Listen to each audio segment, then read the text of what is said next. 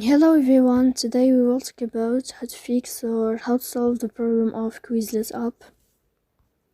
You will go to settings, as you see, and you will enter. Here in this page you can click on apps, default apps, app settings. On above you can search about Quizlet app and you can click. Here you can go to first app and you can click OK. After that you'll enter to the window of storage. Here you can click on clear cache. Then you can go to Play Store, you can uninstall your app and you can install it again. So please don't forget to support us by like and subscribe.